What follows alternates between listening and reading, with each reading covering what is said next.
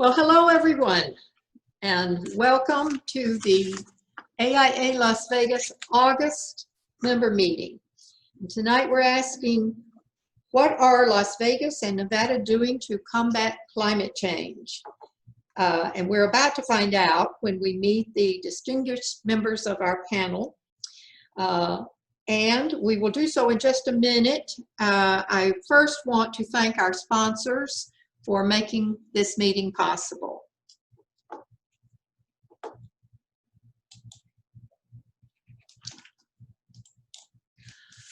Our meeting sponsor for August is LGA Architecture. Work together, draw together, live together. Thank you, LGA, for sponsoring tonight's meeting. Also, we want to thank our visionary sponsors, John A. Martin and Associates, Clyde Jubal-Wall Architecture and Interiors, and Knit Architecture. And let us also not forget our platinum sponsors, Nevada Sales Agency, TJK Consulting Engineers, Harris Consulting Engineers, Nevada Lighting, and 501 Studios. So thank you all, and now I am very pleased to introduce Lance Kerr, who is the president of our AIA Las Vegas chapter. Go ahead. Thank you, Randy. Thank you, Randy. Welcome, everyone. As we continue our 2020 focus on climate change, taking action to transform the practice of architecture, I'm excited to have our notable panelists with us this evening.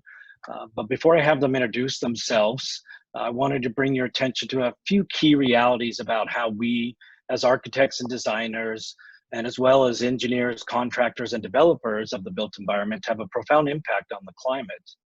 So buildings generate nearly 40% of the annual global greenhouse gas emissions. By 2060, that's in 40 years, the global building stock is expected to double in area. This is the entire building square footage that exists right now. And nearly 2/3 of the existing building area that exists today will still exist in 2050. So any transition to a low carbon, carbon neutral built environment must address both new construction and existing construction. The decisions we make as architects and designers play an enormous role and have an incredible impact on climate change. So one strategy to working towards carbon neutral building developments and major renovations by 2030 is for architecture firms, developers, and other building owners to sign on as a signatory to the AI 2030 commitment. So by prioritizing energy performance, participating firms can more easily work toward carbon neutral buildings, developments, and major renovations by 2030.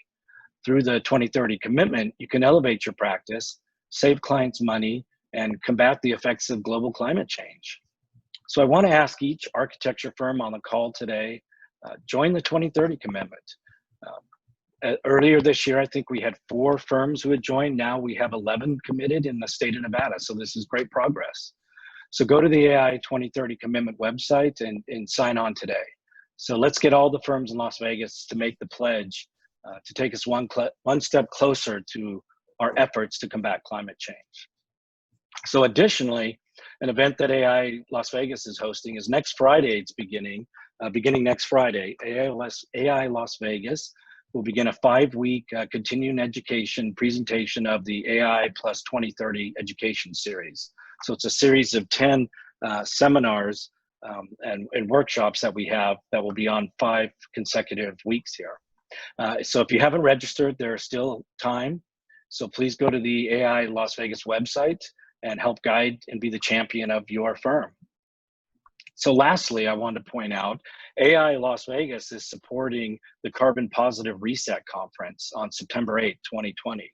This is a free virtual global teach-in that will showcase the most effective building materials, construction methods, design tools, architecture and planning strategies, practices, and policies for dramatically and rapidly reducing the embodied and operational carbon emissions as we reset our targets and actions to meet the Paris Agreement. So register on the Carbon Positives website. And we will be posting these links to these 3 events that I just talked about in the chat. So look there for these and sign up to these events. So before we get started, I wanted to remind everyone there will be an opportunity for Q&A at the end of the discussion, and we will answer as many questions as possible. So please put your questions in the Q&A at the bottom of your screen, and we will address those towards the end. So I'm honored to have Senator Chris Brooks, Jennifer Taylor, Commissioner Justin Jones, Marco Valletta, and Kristen Averett with us this evening. Each of these people are working to make Nevada a safer and more sustainable state and to combat climate change. So welcome each of you, and thank you for participating and sharing your insights and policies on climate change. So let's start with introducing yourselves and share a few brief key points about how you're addressing climate change with the organization you're with. And we'll start with you, Senator Brooks.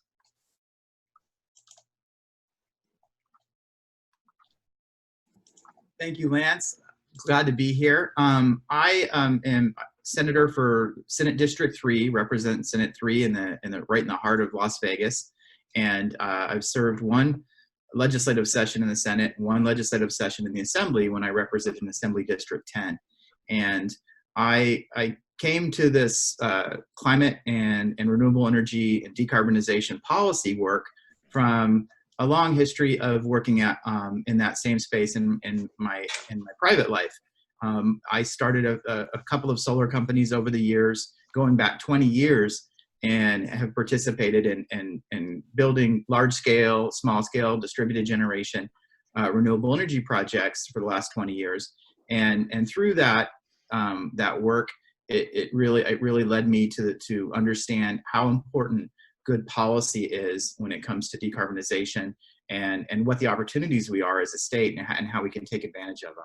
And so I've in the legislative work that I've done, have passed a handful of bills, sponsored and passed a handful of bills, 1 in 17 that really kind of restored the rooftop and distributed generation solar industry in the state of Nevada. It had kind of collapsed as a result of some legislative action and then further action at the commission. And so I passed some legislation that brought that back, and it did what was intended to do. It brought back thousands of solar jobs, and there have been several megawatts of projects since then that's come back on. And then I passed a doubling of our renewable portfolio standard. It was vetoed by then Governor Sandoval. And so when I got reelected and when I got appointed to the Senate and served in the 19th session, I brought back a bill, a more aggressive bill, and we were able to pass that. And it basically doubled the renewable portfolio standard to 50 by 30. And I also built upon some work that was done a decade ago by then State Senator Dina Titus, our Congresswoman from Congressional District 1 here down in Southern Nevada. And it ordered actually the state to build, and hopefully Kristen and Jennifer will talk about this, but the state to catalog and inventory all of the carbon sources in the state of Nevada, and then to come up with some recommendations so that we can cut our carbon to near zero over the next couple of decades, in accordance with the goals of the Paris Accord, and also in exact alignment with what our commitment is under the U.S. Climate Alliance. And so now we have at an international level, and then hopefully Jennifer or Kristen will talk about the U.S. Climate Alliance, but at the national level, amongst many states in this country, we have some clarity around purpose of decarbonization, and our state statutes now match that. And so those are 2 of the things that I've done in the legislative work of late. And then I still work in building renewable energy projects around the Southwest United States and in my paying job. And in addition to that, I just am a proud new owner of a manufactured in Michigan by the United Auto Workers of America, 100% electric Chevy Bolt, and have in my house that I'm currently in, installing a battery system and solar system to support that electric Bolt right now. Wonderful. Great. Thank you for that great introduction. Wonderful work. Jennifer, we'll go to you next. Sure. Thanks, Lance. Thanks so much for inviting me to be part of this panel. I'm Jennifer Taylor. I'm the Deputy Director at the Governor's Office of Energy. My specific title is Deputy Director for Intergovernmental Relations, and I'll talk about that in a second. But just some brief background on me. I am a recovering litigator. I moved out here to clerk for the Nevada Supreme Court after law school and did insurance defense litigation for a very long time. Met Senator Brooks, met Lance through our work with Nevada Conservation League.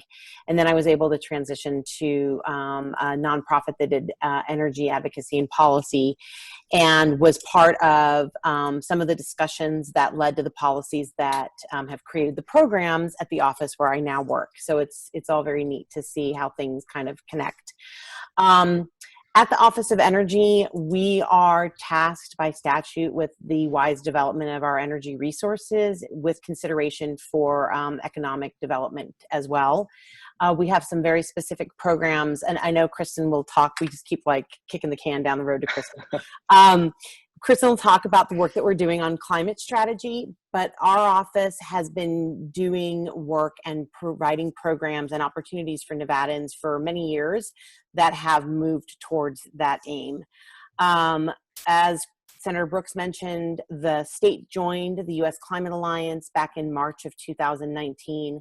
The Climate Alliance is a set of bipartisan states whose governors, after the announcement that the U.S. would be withdrawing from the Paris Climate Accord, wanted to make sure that the critical issues around climate action could still move forward. And so the three co-chairs are Governor Cuomo, Governor Newsom, and Governor Inslee, created this organization where states could start to take action and do that in partnership with fantastic legislators like our leader and our champion here, Senator Brooks. A couple of the programs that we have, and I'm sure there'll be time to talk about it later, but as we look at this the economic challenges that we face now, we can go back to 2008. One of the programs that we administer is the Renewable Energy Tax Abatement. That program provided opportunities for construction workers to be out doing solar development and created a space where there was, there were partial property and sales tax abatements, but those brought in $8 billion since 2008-ish of investments to roughly 750-ish abated. So it's been an amazing program. It's really helped Nevada lead the way in renewables and in being an exporter. We also have programs that help our low-income Nevadans. One is the Low-Income Solar Project. One is our HEROES program, which is about weatherizing for low-income seniors. From the energy efficiency perspective, for what I'm imagining architects here on this webinar are thinking about in terms of innovation and how we get to net zero in some of our buildings. Our office is charged with the adoption every 3 years of the most recent International Energy Conservation Code. We just finished that cycle. The codes are hopefully soon going to be finalized. They're in an appeals process right now, but that last IECC had some really interesting and important advancements in the efficiency overall for the codes. We also have a program that helps our government agencies meet operational savings through performance contracting. Our office provides the funding and the support for the financial grade audit that would actually kick off your performance contracting project. We also, to Senator Brooks's point, have been working in the transportation electrification space since 2015. When Governor Sandoval kicked off what is known as the Nevada Electric Highway, the goal of that program being to electrify Nevada's corridors. Initially, it was just to electrify the trip from Vegas to Reno. Now the goal of this office, with the support of VW funding, is to electrify our 5 major corridors: Highway 80, Highway 15, 93, 95, and 50. And we see this as really critical, not just to our carbon goals, our carbon reduction goals, because transportation is now the largest source of emissions, but also for regional adoption of electric vehicles, because Nevada really is a keystone state when you look at moving in and through the Intermountain West. If you want to get to California, you kind of have to come through Nevada from Colorado and vice versa. So we're really excited. That's been a fun project, and it's something that we all really enjoy working on. And then my role is really to make sure that as we move forward, and again, Kristen will talk about this more, I'm sure, with all of these sort of economic sectors and how they work together to help us meet those carbon reduction goals, that we're also talking to all of our different partners from the federal, state, and local government agencies, and making sure that we're working with them to bring a clean, robust, economically diverse, and vibrant Nevada.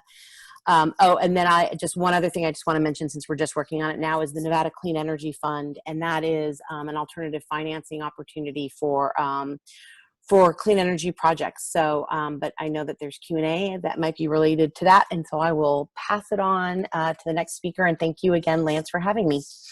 Sure, thank you, Jennifer. And yes, I just drove up to Reno and saw some Tesla charging stations in Tonopah. They looked fairly new. They may have been there a while, I'm not sure, but that's great to see, just because I've been considering as well an electric car, but I drive there every couple of times a year, and now the charging, wonderful. So thank you, Jennifer. So we'll go over to Commissioner Jones next. If you could introduce yourself and talk a little bit about what you're up to. Thanks, Lance. Appreciate it, and I appreciate AIA's commitment to this important issue.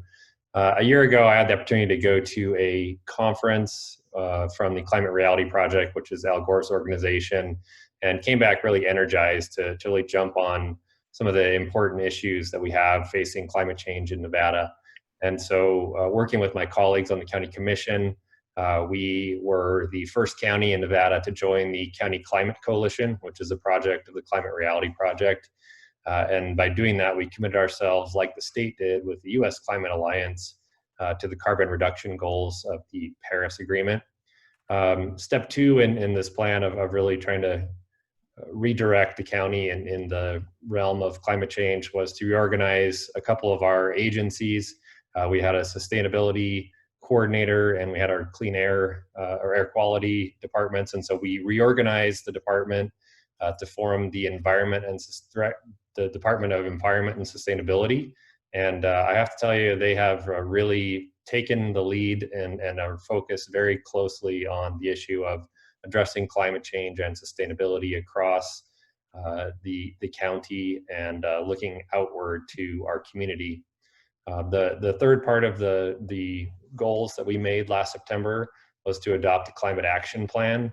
And so we got a little delayed as a result of COVID, but I'm happy to announce that we did retain our consultant for drafting of the climate action plan, and are putting out the timelines for public input into the county climate action plan here in the next week or two. And really excited for that opportunity to get involved. We're not waiting around until we have a climate action plan. We've already been working with Jennifer and the Governor's Office of Energy on issues like Jennifer mentioned on the IECC code update, trying to make sure that we can leap forward as quickly as possible on EV-ready homes and electrification of our transportation sector. As a county commissioner, I also have the opportunity to chair the Southern Nevada Regional Planning Coalition, which is a coalition of electeds from across the valley. And we, in what we're focusing on this year, climate change is one of the two priority areas that we've identified, and working with Marco and with my colleagues to go forward with an update to the greenhouse gas emissions survey for Southern Nevada. And then I also have the opportunity to sit on the boards for the Southern Nevada Water Authority and the Colorado River Commission. We don't have a lot of climate scientists other than Dr. Averett, but we are fortunate at the SNWA to have one of the more preeminent climate scientists who has been looking at these types of issues for years, because climate obviously is one of those things that affects water, and without water, we in Southern Nevada basically cease to exist. So really excited for the progress that we're making in Southern Nevada, and looking forward to the next legislative session, working with the governor, with Senator Brooks, and many other partners. Wonderful. Thank you, Justin. So Marco, we'll go to you next. Thank you for having me. Marco Valletta with the City of Las Vegas Planning Department and part of our Office of Sustainability. Over the last 15 years, we've done quite a bit with respect to investing in clean energy and energy efficiency, green building, and we've seen a resultant drop of our city's emissions from a municipal operations standpoint. And we're continuing to work on that as we go forward. We have a new fire station that was a replacement that's LEED certified, and we have our municipal court that's under construction in downtown across from City Hall. So we've been really proud of those accomplishments. We were one of the first municipalities in the country to meet our electrical load requirements from renewable energy due to some innovative work that we did with NV Energy and getting a renewable energy agreement established with them over 4 years ago, and that continues on today. And now we have other municipalities that have done the same. So we're really glad that we were able to get in on that, as well as get hydropower from Hoover Dam, which was something that had been an initiative for the state for many years. So we've been able to meet our loads for our wastewater treatment operations, as well as for all of our parks and streetlights and all of our other facilities. So we're now winding down a development of a long-range master plan, and that really kind of doubles as a climate action plan in many respects, and I've been overseeing that effort. It was also concurrent with an effort to become LEED certified as a LEED for City, and we just received that certification and announced it this morning. So we are now LEED Gold, LEED for City. We've been making a lot of assessments with respect to emissions, energy consumption, transportation, and waste management. So because we have guiding principles with respect to equity, health, resilience, and livability, we've developed specific goals and policies that really align well with greenhouse gas emissions mitigation and adaptation efforts that have been going on already. And we look to, as we look to the future, we're setting ourselves up so that we have achievement in carbon neutrality for our municipal operations, as well as for the community as a whole, over all major sectors over the next 30 years. And by doing that, we want to make sure that we meet and exceed those portfolio standard requirements that Senator Brooks has championed, and really partner with other municipalities and do things in tandem with Commissioner Jones and Clark County, as well as our investor-owned utilities. Our other big focus is on adaptation, and because of our master plan, we really took a big step in looking how we assess climate hazard and risk, and look specifically at things that are unique to Southern Nevada with respect to drought, extreme heat, and flash flooding. It seems like a lot of that's all converging at once today. So we are looking at things with respect to the likelihood and the probability of occurrence and the impact to critical functions in a number of different systems, the extent that people or businesses could be affected. And then we have recommendations for measures that help mitigate and prevent immediate response actions, or recovery measures. And for each of these, we get into a lot of detail, and fortunately, because we're at the end of the plan development process, we'll be able to share that plan with the community in a couple of weeks here, and really hone in on some of the specifics that we can do to mitigate and adapt to a changing climate, whether it's continuing our efforts with SNWA and making sure that we have redundancy out at Lake Mead, or continuing water conservation efforts and reducing non-functional turf, or amending the building codes, amending the energy conservation codes, or planting more native and adaptive trees. all those things go a long way to mitigating and adapting, and ultimately we want to be a leader in that here at the city. Thank you.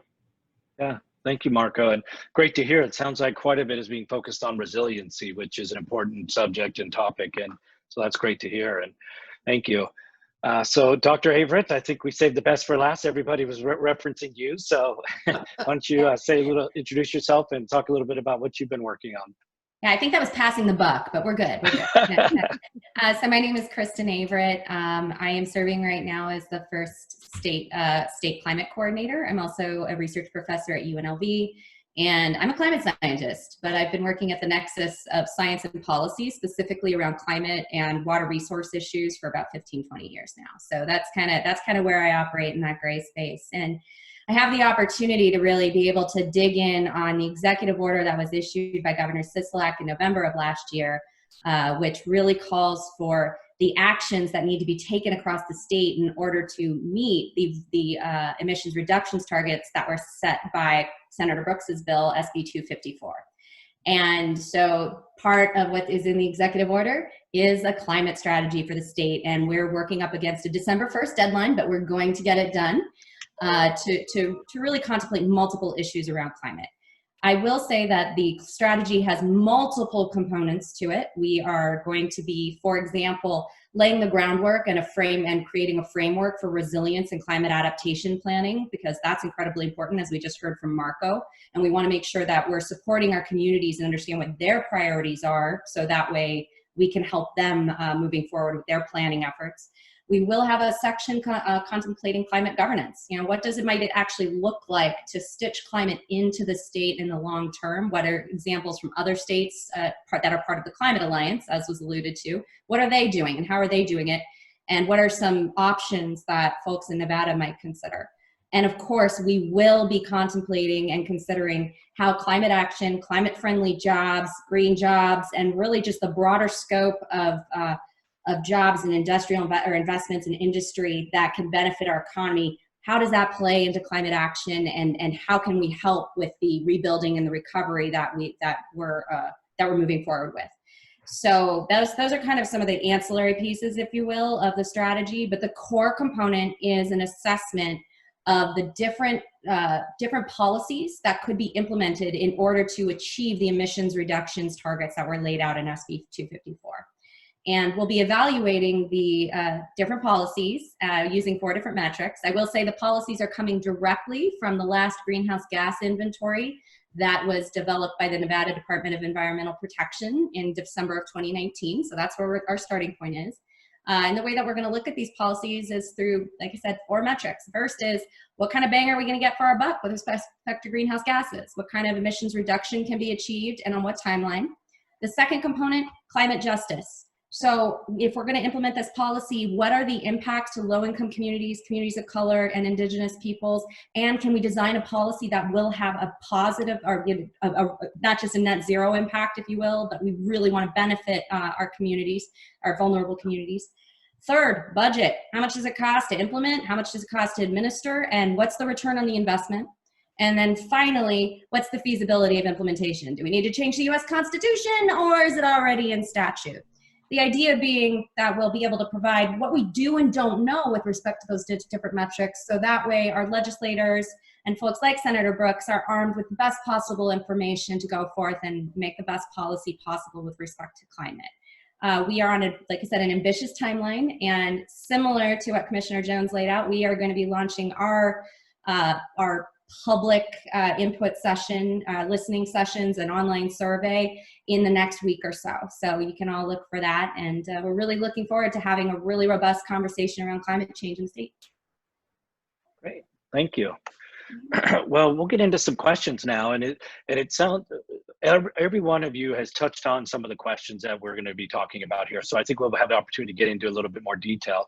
And then one thing I wanted to point out is, you know, of course, we are about a 500-person organization, AIA Las Vegas, of architects and designers and allied members. So our focus is on the built environment. So a lot of these questions are really kind of focused on that type of perspective, of course, because as I mentioned in kind of my intro, buildings play a significant role in the greenhouse gases. Just about 40% of the greenhouse gases come from the built environment. So, and so the first question is, and we've talked about it, is, thanks to the leadership of Governor Sisolak, Nevada joined the U.S. Climate Alliance in March of 2019 that we heard about. So maybe now we could get into a little bit more specifics on what each of your group is doing to cut and reduce carbon and greenhouse gas emissions, specifically to meet the Paris Agreement, which is, I believe it's like 26 to 28% or so of 2005 levels, something in that range there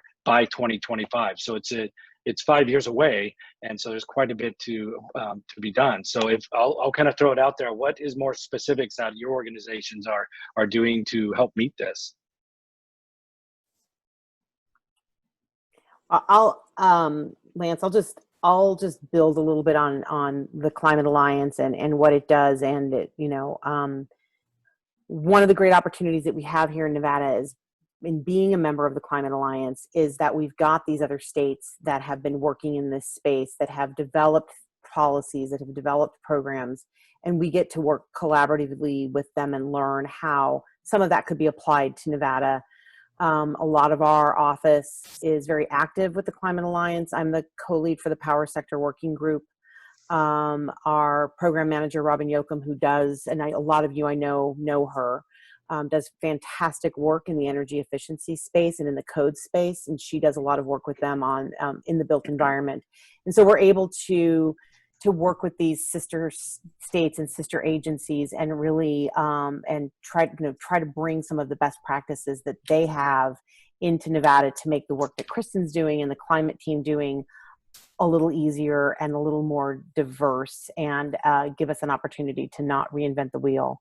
And again, I think one of the biggest things that we do in our office that move that ball forward is around codes, around the adoption of the most recent IECC, and really working to electrify our transportation system. And I mentioned the highway.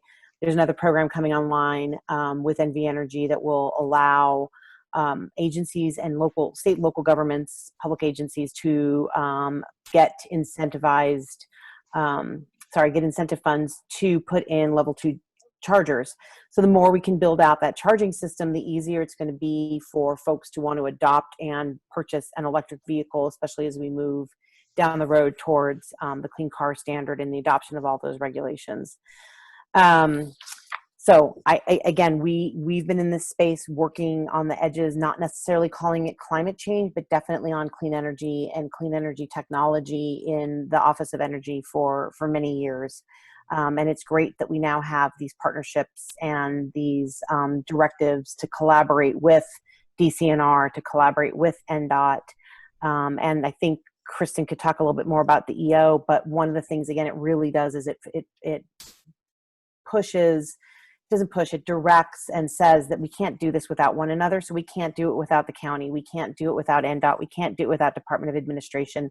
And so it's always looking to those partnerships, those opportunities, those best practices, and leadership by example, so that we can all float on a rising tide together.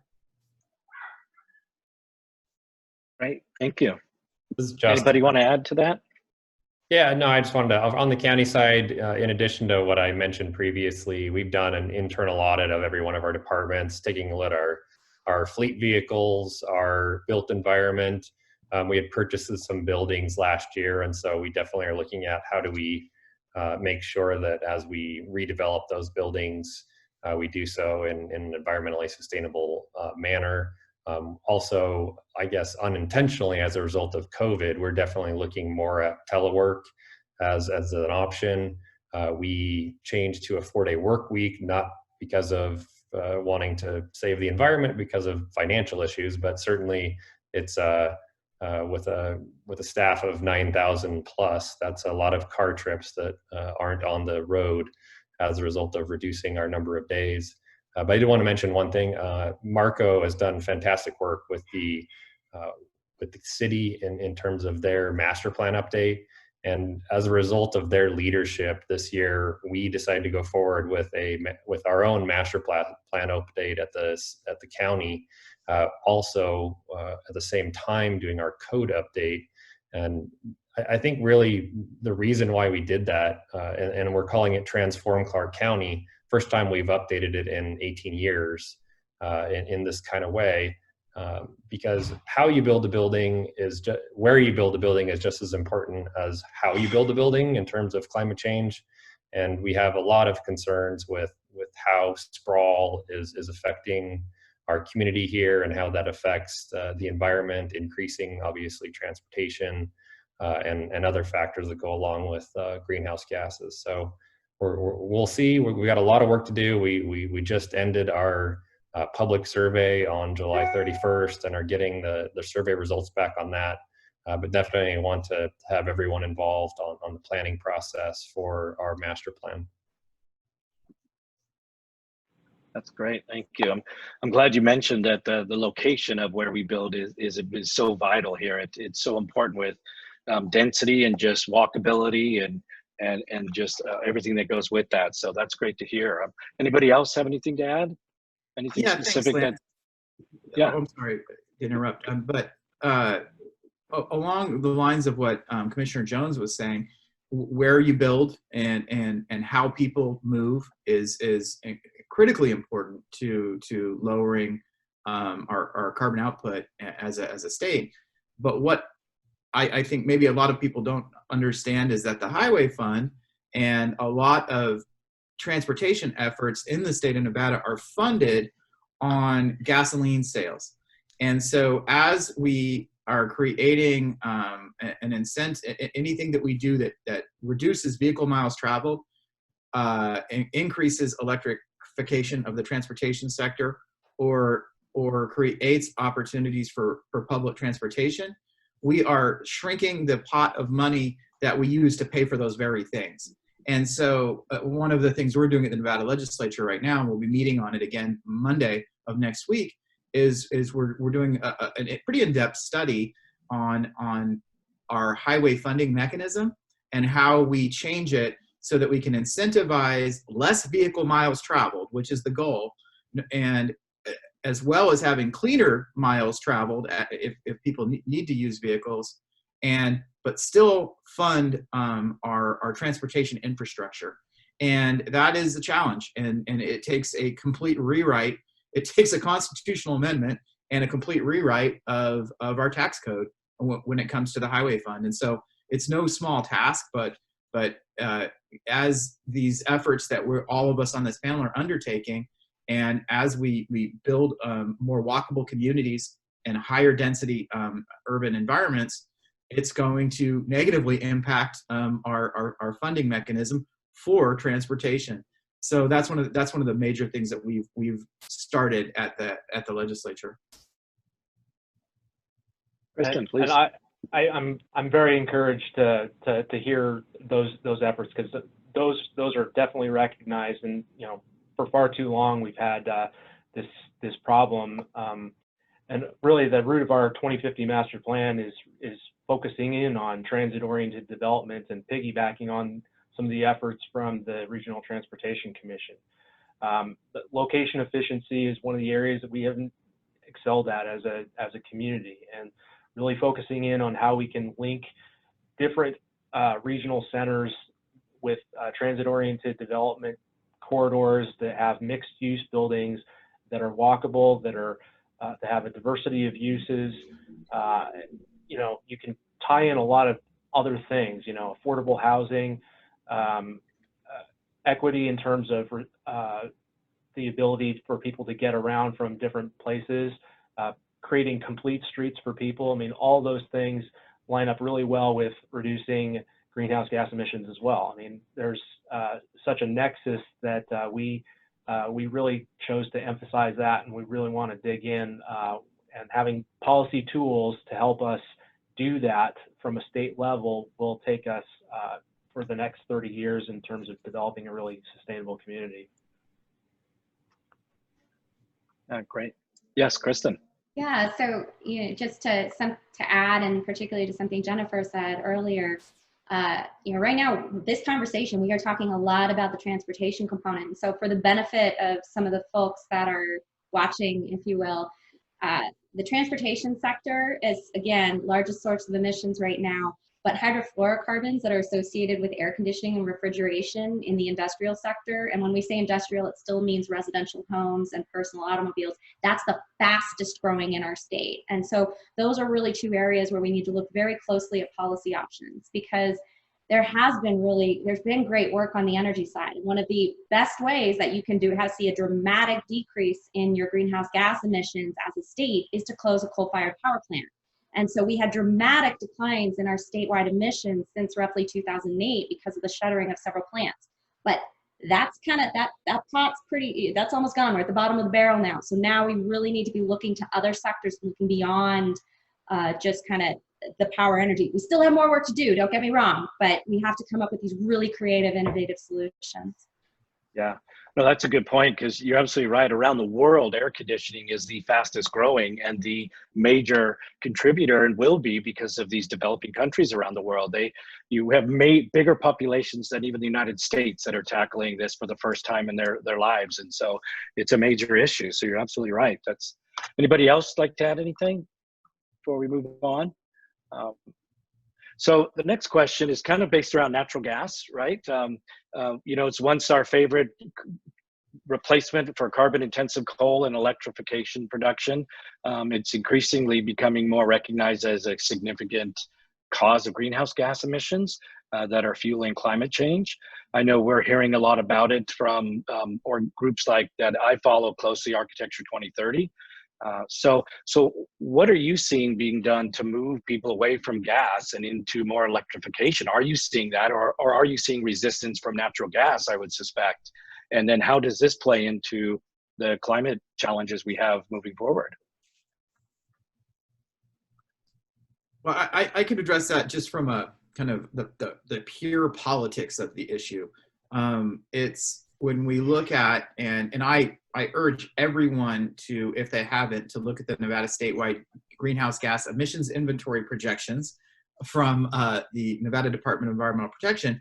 It's actually, unlike a lot of more technical studies put out, it's actually a good read and an easy read, and has it really tells the story of where we're at.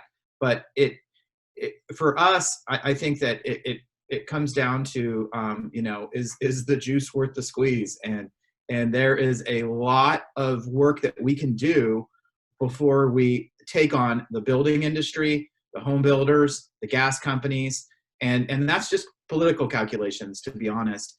And so from a policy side, I don't think there's a tremendous amount of desire to do a lot around, from a mandating a standpoint around electrification of what's currently natural gas resources. And so from a electricity production side, trying to get off of natural gas as quickly as possible is a lot more politically palatable, and is and can make some significant gains that way.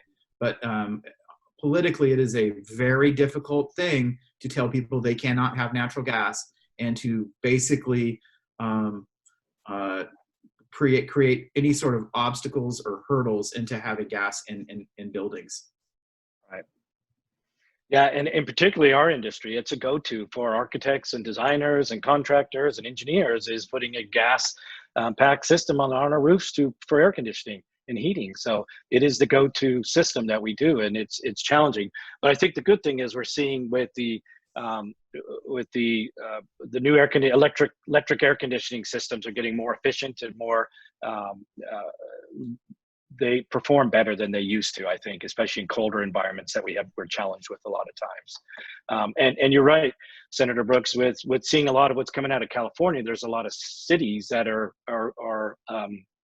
I guess prohibiting gas installed in commercial and residential use. So is that something that any of you see as moving in this state as well? I know you kind of touched on a little bit, but I'm curious if that's something that may come down the pike here with the needs, and how much it does affect greenhouse gas emissions.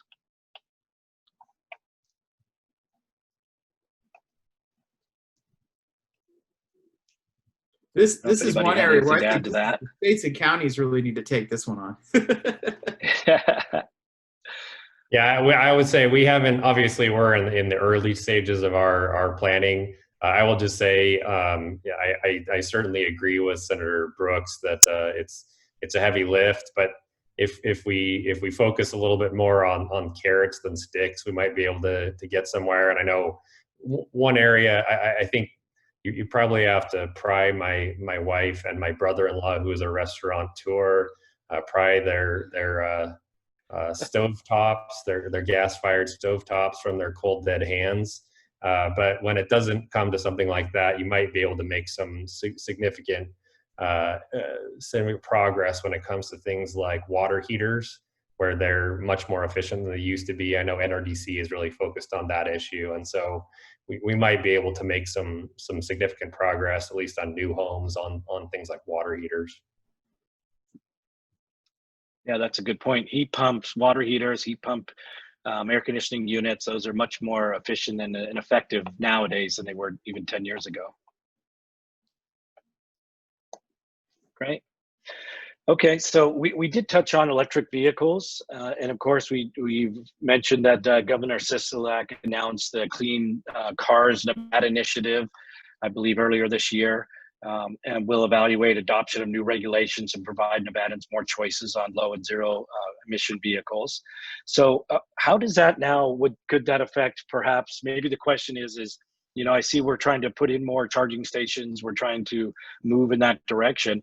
Do you see that affecting, maybe from Marco's perspective, or codes and policy where buildings or developers, you know, the incentives they have or the requirements that might be happening or mandates in the near future for these to help populate this more across the valley and the state? Yeah, certainly. I think we're headed in that trajectory. I mean, we've had kind of a chicken and the egg over the last 5-10 years with respect to getting charging stations. You have to have enough electric vehicles. I think we're getting past that point now. You know, we're starting to see enough widespread adoption, and there's a lot more vehicles on the market now that really enable EV charging to be widespread. So, you know, with future iterations of the building code and the IECC, you know, I think that's going to start becoming mainstream. I mean, for public infrastructure, I mean, that's something that we're incorporating into public works standards. So the new public works projects that we've done, the new municipal court that I mentioned, the new fire station, you know, we made sure that we had EV charging, you know, for each of those facilities. You know, that's going to continue to be more important. And we're looking at other ways of maybe reducing the, reducing some of the impacts in other areas as well. I mean, going back to carrots and sticks, you know, we might be able to tie an incentive to reduce parking for the provision of EV charging stations, things like that. You know, it all comes back to getting the codes right and getting the adoption, because the technology is certainly there. And, you know, with things like Electrify America and the VW funds that have been distributed, you know, there's definitely a push to making sure that we get this right, because you know, the time is now, and we've certainly responded to that, and we've made sure that for every solar project that we've added, we at least have conduit there to tie in an EV charging station as well.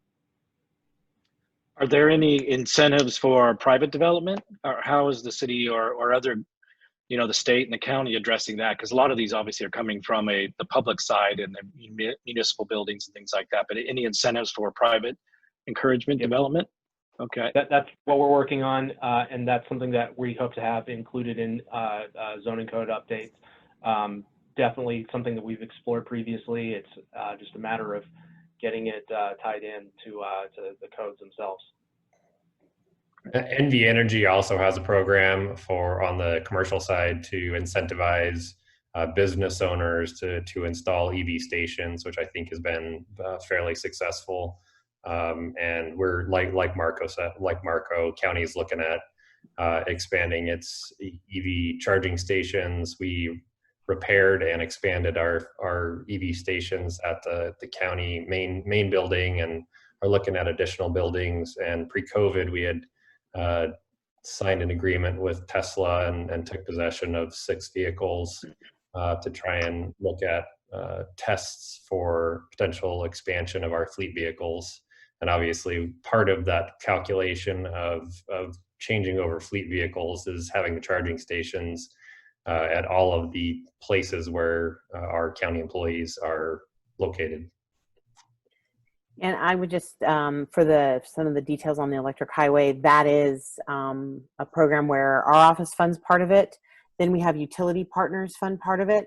And then where there's a private host, then they would also fund part of it. So it's a collaborative effort, but there's that ability to leverage the public and private investment to get those charging stations across our highways.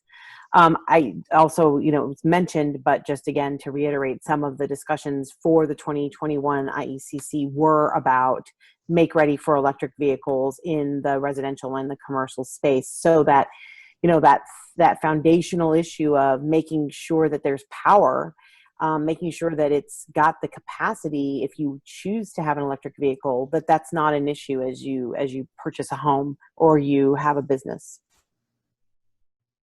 And I think that we recognize that electrification of the transportation sector, including personal vehicles, is a huge part of reducing the transportation sector's carbon emissions, but it's also coming.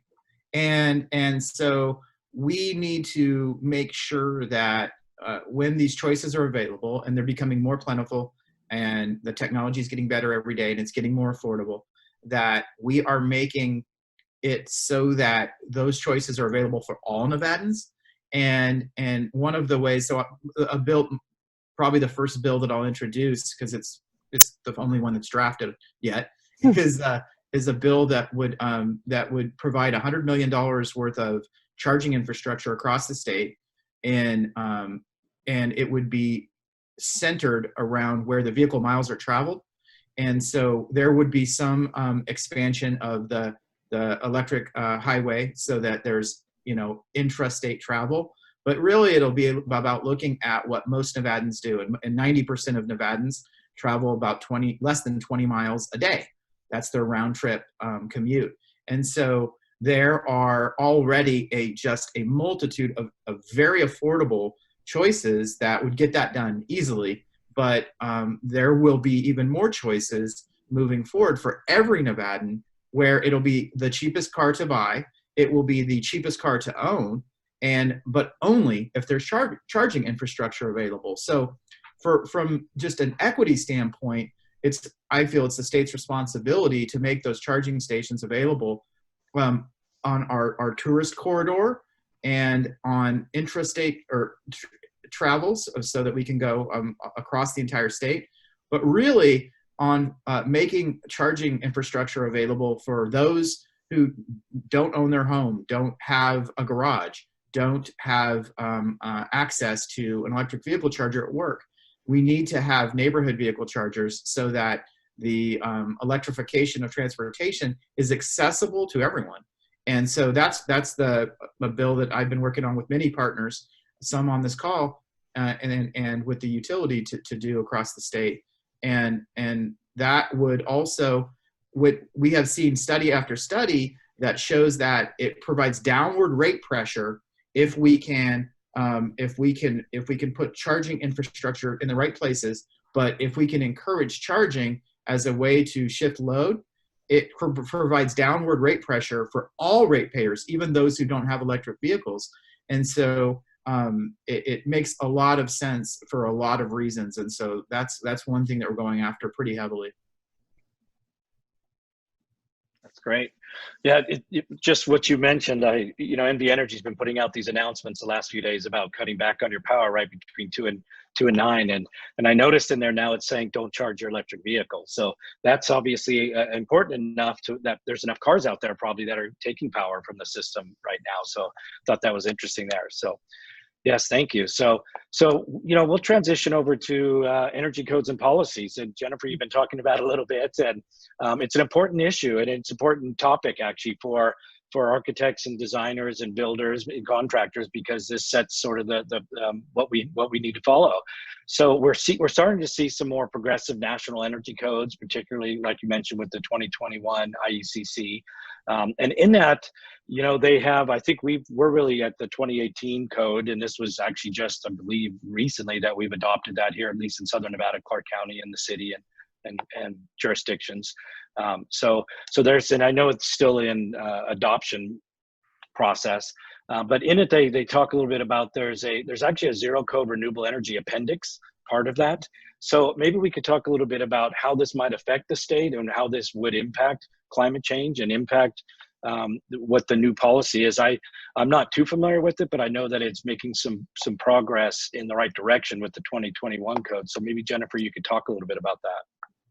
Well, these are the times where I wish I could have Robin doubling with me, because she really is like the queen of codes. But as you mentioned, the 2021 code really had fantastic efficiency gains. It was a 10% efficiency gain overall.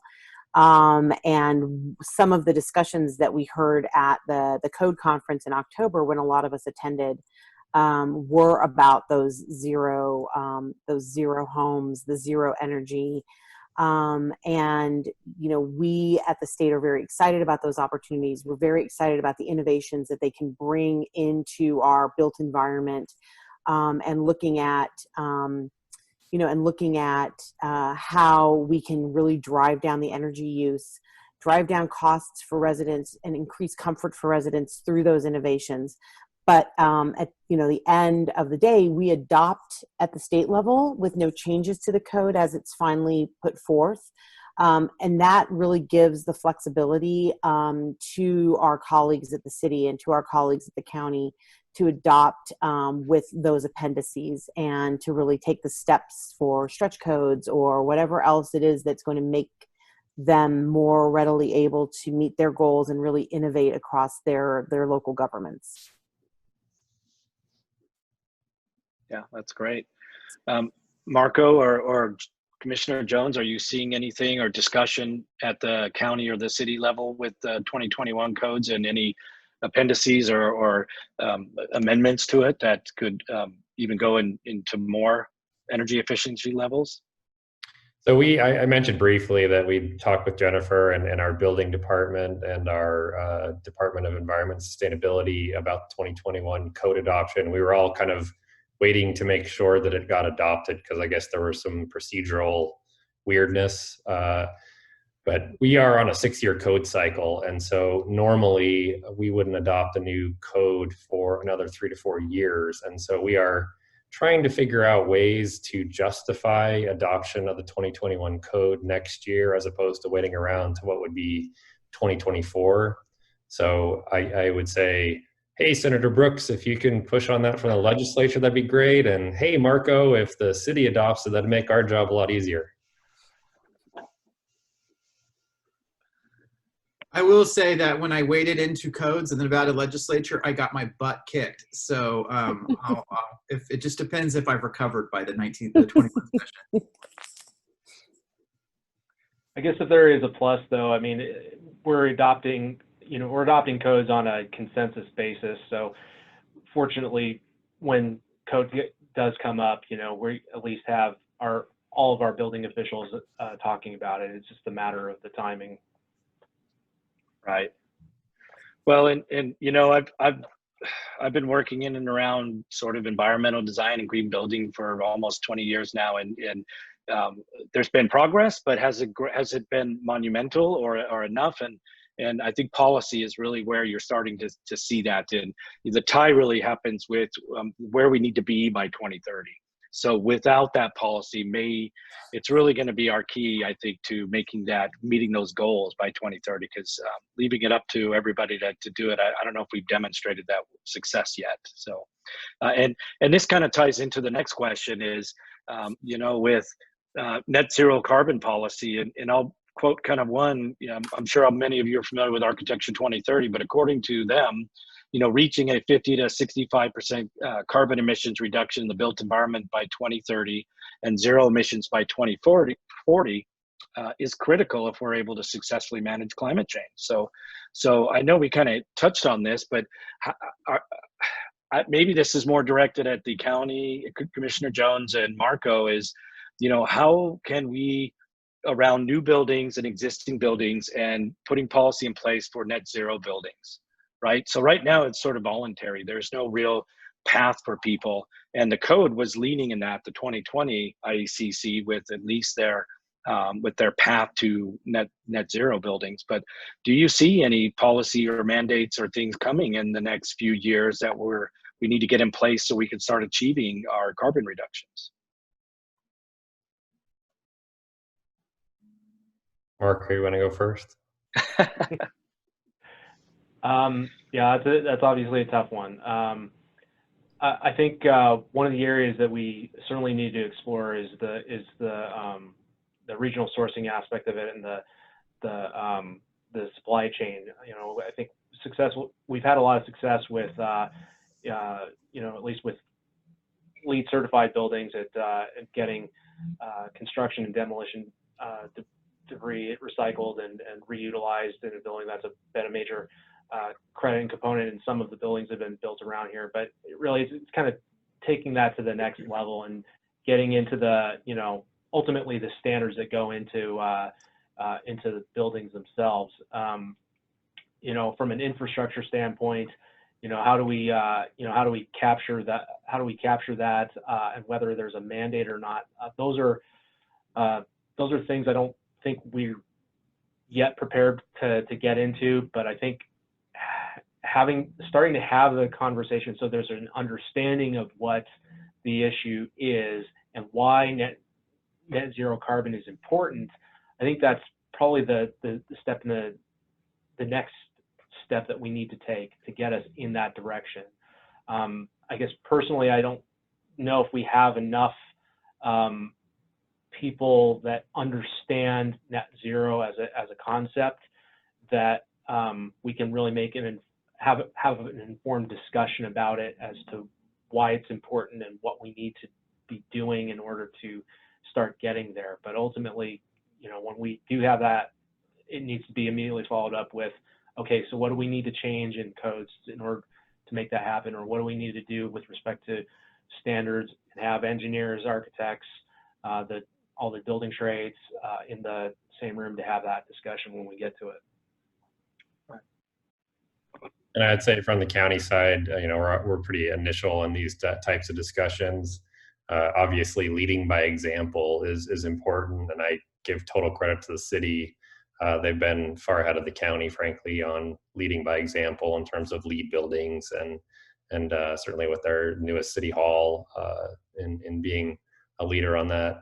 I think going back to part of the discussion before in terms of incentives, incentivizing net zero buildings based on parking requirements or other types of options for them, maybe the way that we get there, or at least closer to where we want to be without a tough mandate.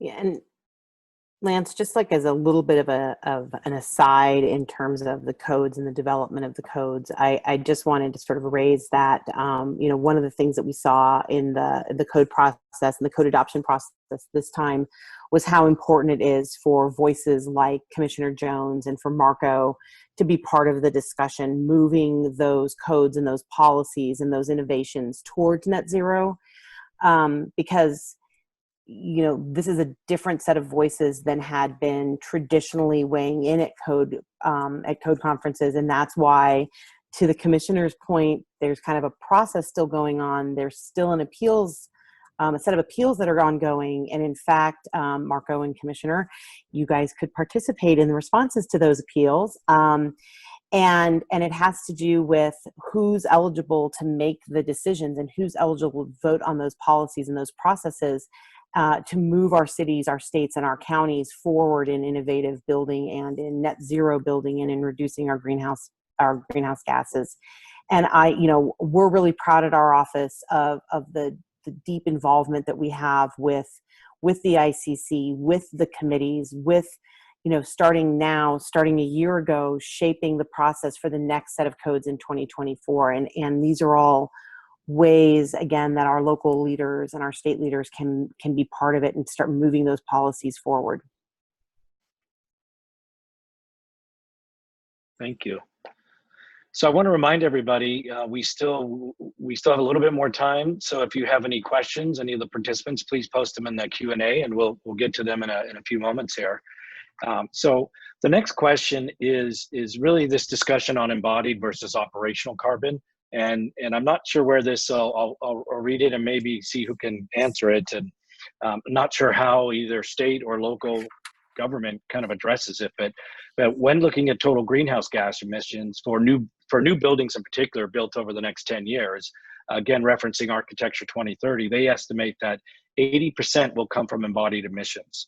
So the operational emissions, of course, are, PVs and solar is great for that. That can offset that right away. But it's the embodied carbon that's built with that.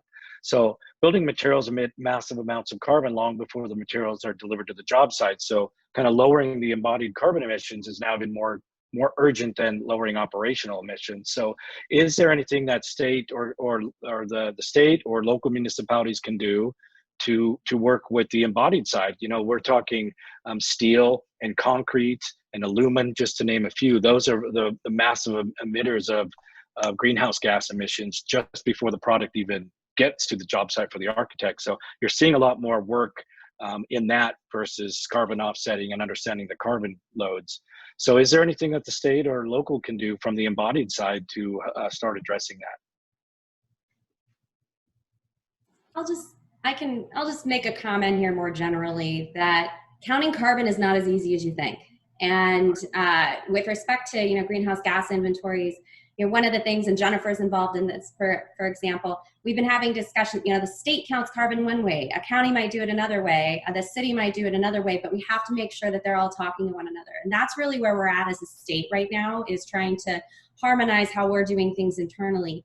That said, what you just pointed out, cement, right? It's a huge source of greenhouse gas emissions. And that embodied component, that's something, if there ever folks are going to move forward with a carbon market or something along those lines, that's the kind of thing we really need to be working out, is what is kind of that global trade in carbon? We think about it in terms of GDP, but what does that look like for carbon?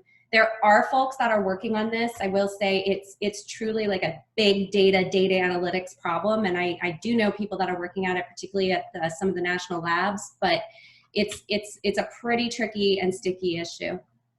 But I'm sure other folks have more detail that they could provide. Yeah, for our emissions inventories, scope 3 emissions are by far the most difficult to quantify for us, and a lot of that kind of comes back to to this issue, just not having the data or the resources available to really track down to the particular level and really get into the supply chain. I think there's certainly a recognition of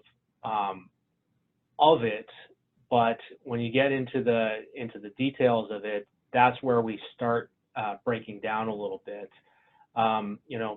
Focusing on sustainable purchasing policies, getting into some of the regional sourcing standards and statutes that could go towards embodied and operational carbon. That, I think, will ultimately get us in the right direction. But I think, fundamentally, it's getting a better understanding of what it is and how you quantify it. Having that discussion first will go a long way, I think, to at least understanding the evolution of, from beginning to end in terms of the total life cycle and where the carbon's coming from, and then certainly having a market, operating to help make those offsets. That certainly would go a long way as well. Easier said than done. Right. And just from the policy perspective, again, having the opportunity to work with our fellow states, and see how they're tackling embodied carbon. You look at California and Washington, both have clean procurement policies, Buy Clean Washington, Buy Clean California. And so once, to Kristen's point, once we get our arms sort of around the body of emissions and the body of data, then it'll be exciting to maybe have this conversation in 6 to 8 months when some of that's been hashed out, and we can sort of really see what makes sense from a policy perspective to tackle that. And there's again, our offices work with ICC. There is a zero carbon subcommittee that is working on some of those best practices for procurement and supply.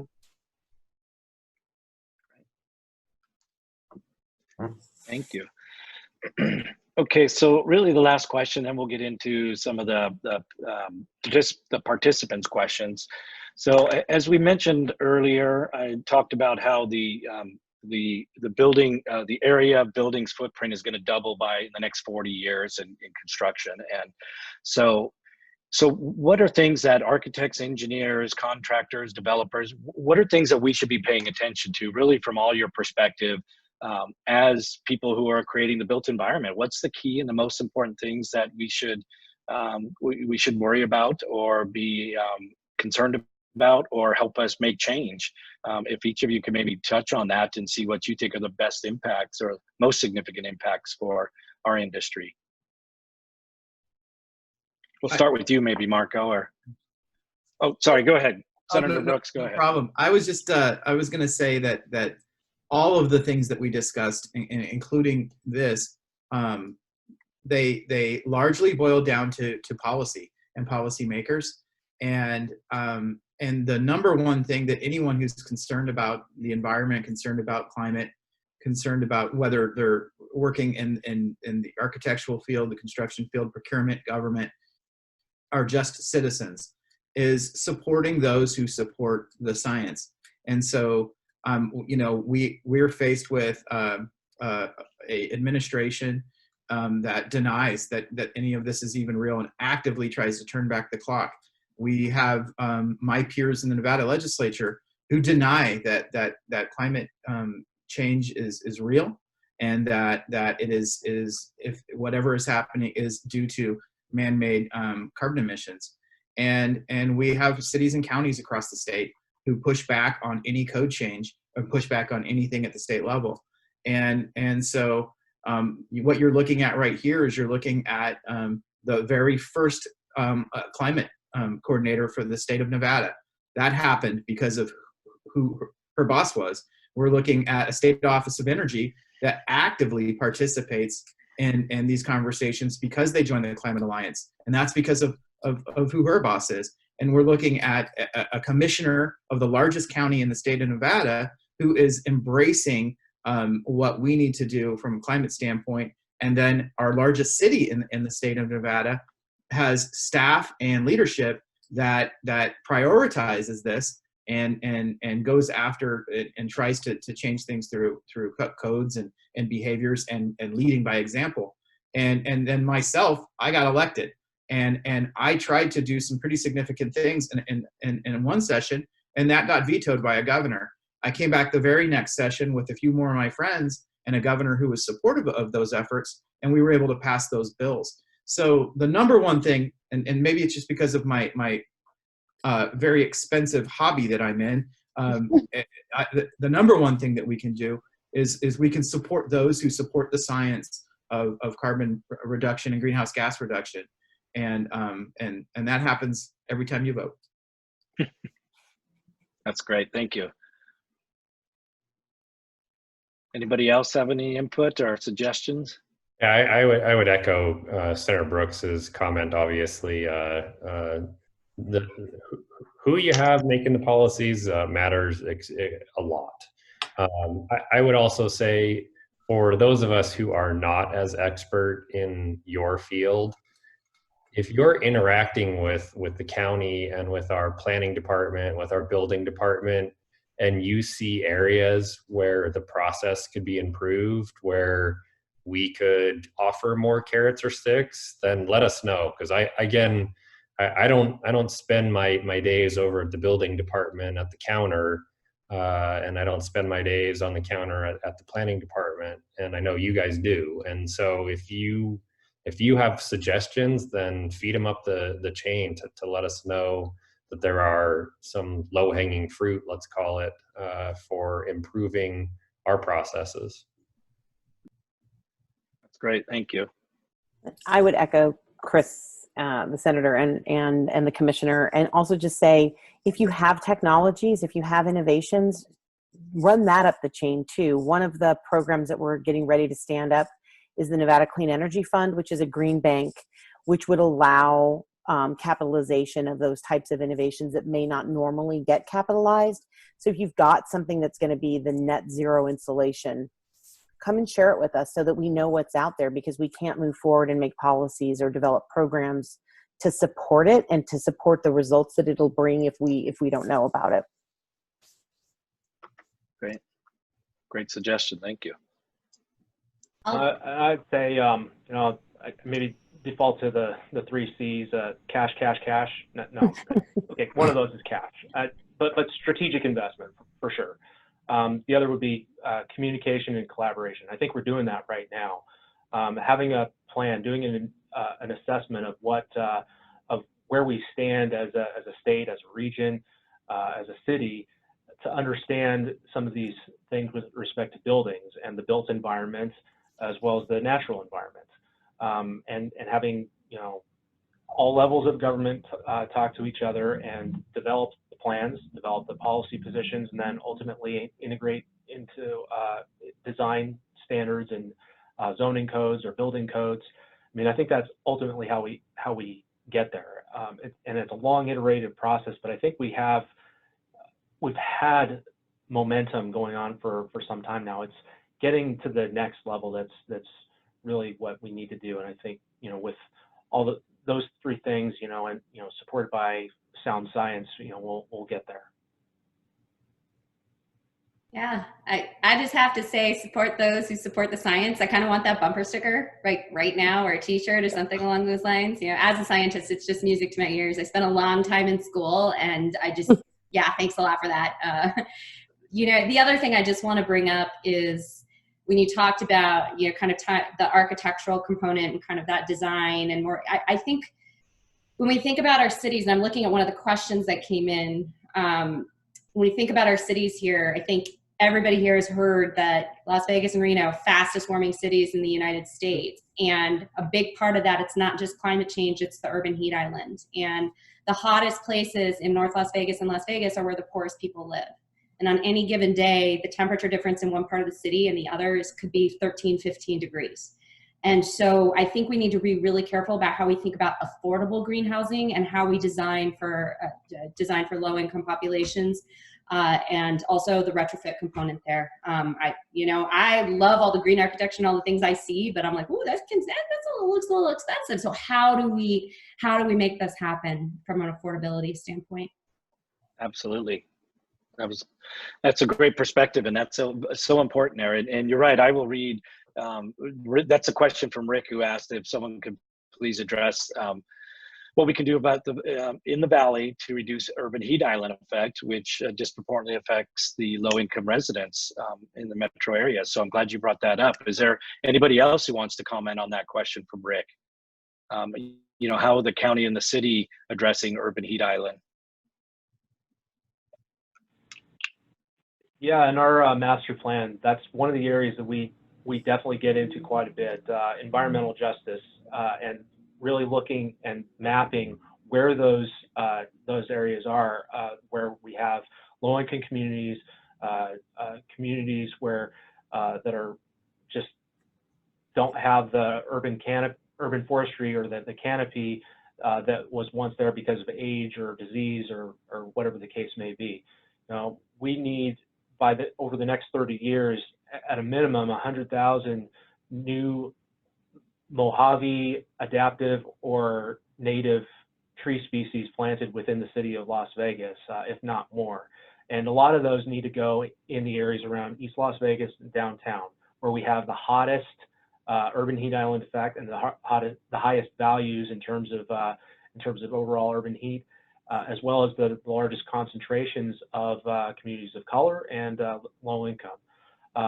Combine that with standards that are specific to drought tolerance and heat tolerance, and I think we have at least a way to get some greenery into those areas and really help cool the areas off. And then on top of that, the design standards for buildings, getting the asphalt and concrete so that it's not contributing to that effect, and that's going to take quite a bit of an effort to do with the existing built environment that we do have. But doing things for new construction, we can certainly address that in building and zoning, and certainly work on ways to help retrofit and upgrade the existing built environments.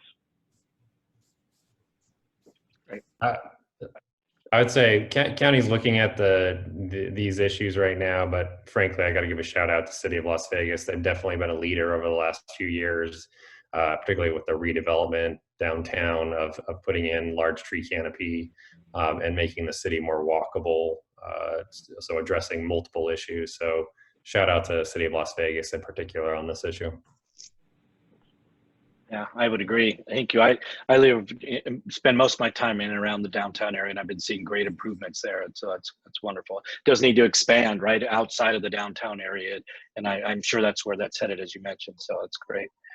So we have another question from Dreama, who her question is: has there been any discussion about group metering to help offset expiration of unused credits at the end of the year related to net metering? If this question, not sure if that's how it's presented, but I'm not sure if I'm know it correctly. If I'm saying it correctly. Can you share in the net metering if there's credits that aren't used?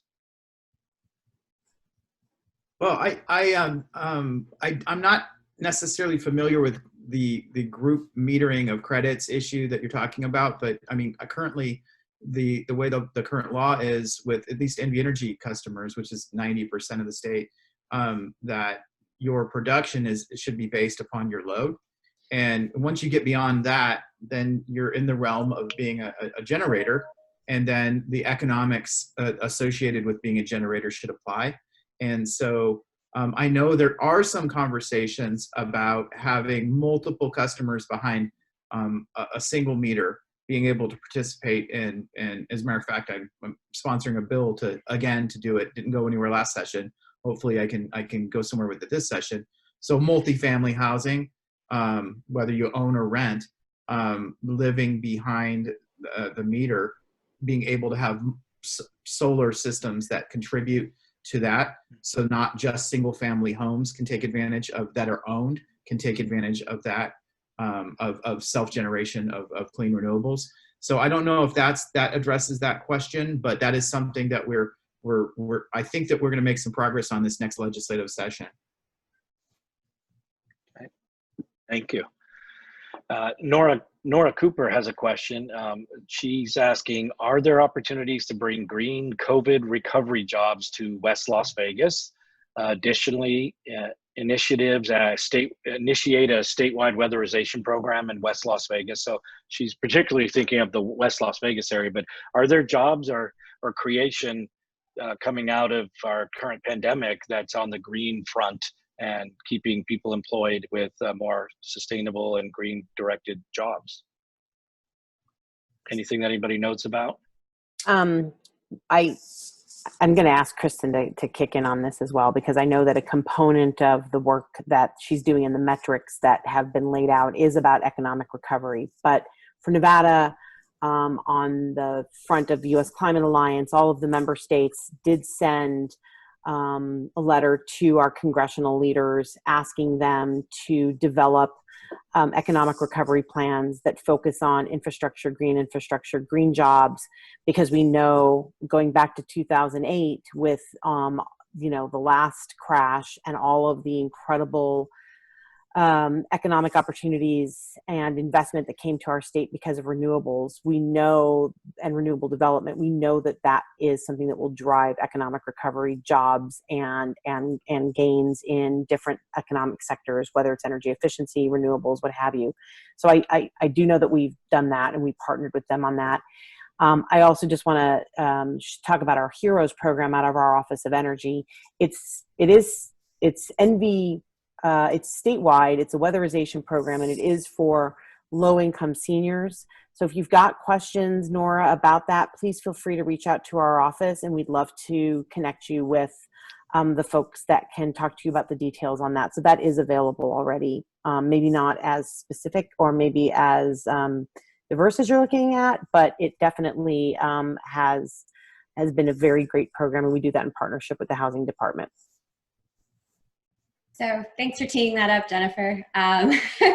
So yeah, I can't speak specifically to West Las Vegas, but as I mentioned, one of the components of the strategy is going to be focused on the economic recovery component and the opportunity space around climate-friendly jobs. And we have, just to make note of this is a huge collaboration across pretty much every agency in the state. And so the Governor's Office of Economic Development, along with the new Division of Outdoor Recreation, they are leading this particular part of the strategy, because the GOED they're actually developing they were in the process of developing their longer term strategy when the pandemic hit, and so they are backing into that strategy, as I understand it, kind of the recovery planning. And this is part of it. It is, what can we do, again, to diversify the economy, looking more broadly at climate-friendly opportunities.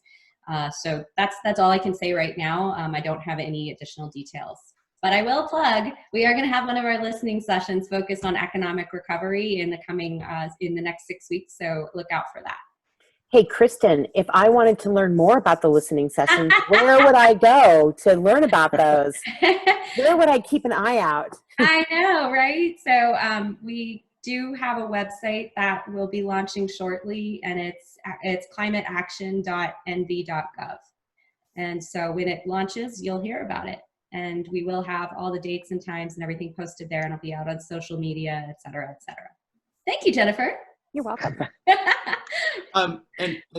There's one bill that was passed in the last session that specifically addresses this question, and it was Assembly Bill 465, sponsored by Assemblywoman Danielle Monroe Moreno. A lot of us participated on that, and I've been following it through the rulemaking and participating on the rulemaking piece of it, specifically on the workforce development piece of it. And what that is it's an expanded solar program where we would be locating solar systems in the state, mainly in the urban core of Las Vegas, and mainly a lot of that should be centered around the west side, West Las Vegas, and around parts of North Las Vegas. And the workforce development piece that I was working on, because part of my background is in instruction at apprenticeship, and it is to create opportunities where residents of the actual area where we would be putting those sites use those sites as a catalyst to introduce them into a full-time educational opportunity through an electrical union, in this case, because it's solar panels, and that then can place them into a lifelong career, the career that I started with, that can then build these large-scale solar projects that are going to take place outside of the neighborhood in which they live. But it's a concept to take folks right from the neighborhood, put them right onto a project that is right in their neighborhood, but then introduces them and trains them so that they can be accepted into an apprenticeship program that then helps them build those same type systems for the rest of their career all over the state. And so that's AB 465. And then two other bills that I've introduced for this next session. One is about transmission infrastructure planning, and one is about electric vehicle infrastructure that specifically order the Public Utilities Commission to look at the COVID economic recovery component of a project when evaluating to approve them or not. And so those are three things that address that in some fashion. Great. Thank you for that. So next question, Jerry Vargas is asking, what companies can Las Vegas, Clark County, and Nevada partner with to reduce carbon emissions? And he specifically points out companies like Tesla or Apple. Are there other companies that might be working with the state or local municipalities? I'll say on sort of the Tesla / Elon Musk related companies, they already obviously have a substantial footprint with the battery factory up north. But the Boring Company has their flagship test case for what their new system is going to look like with a contract with the LVCVA. And they've already expanded that project to the Wynn and to Resorts World. And they intend to take the project all the way down the Strip as an alternative means for transportation on the Strip. Obviously, that's not going to solve all of our transportation issues, but if it is a proven technology, then it is pretty exciting. They say they can build their tunnels at the cost of $1 million a mile, which, if you know anything about transportation, is about as cheap as anything can be done. And so when I and Commissioner Naft were over visiting with their leadership a few weeks ago, I asked, well, how about you build me a tunnel to downtown Summerlin, just as an example?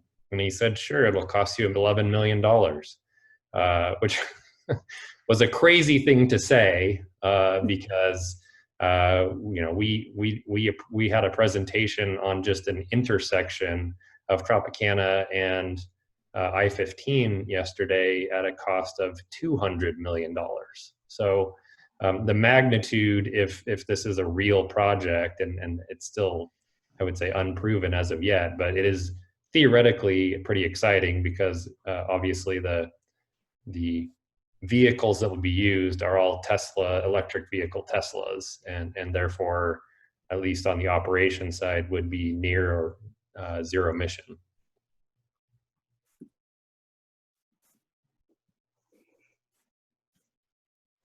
That's great, thank you. Well, I think we'll kind of end it there. We're a little bit after 7, and I appreciate everybody's time, and I don't want to take much more of your time for the evening. So my thanks to each of you for being here and bringing us up to date on the important issues that you're working on. This has been a very informative discussion, and for everybody who's participated in this evening has been recorded, and it will be on the AILasvegas.org website in the next few days. So watch for that if you'd like to relook at this or share this. And be sure to watch out for our weekly AI Las Vegas listing of all of our virtual events and activities and meetings that we have coming up. So you can join us in our next month as well. So again, thank you to all of our sponsors. Thank you to our panelists tonight. I appreciate all your time and energy and knowledge and insight. So thank you. And thank you for your time, and hope everybody has a wonderful evening tonight, and stay safe and stay well. So thank you, everybody. I want to thank you, Lance. Thank you, Randy. all of you. This is a very important discussion, and I'm sure our members will receive the value from it. Thank you so much.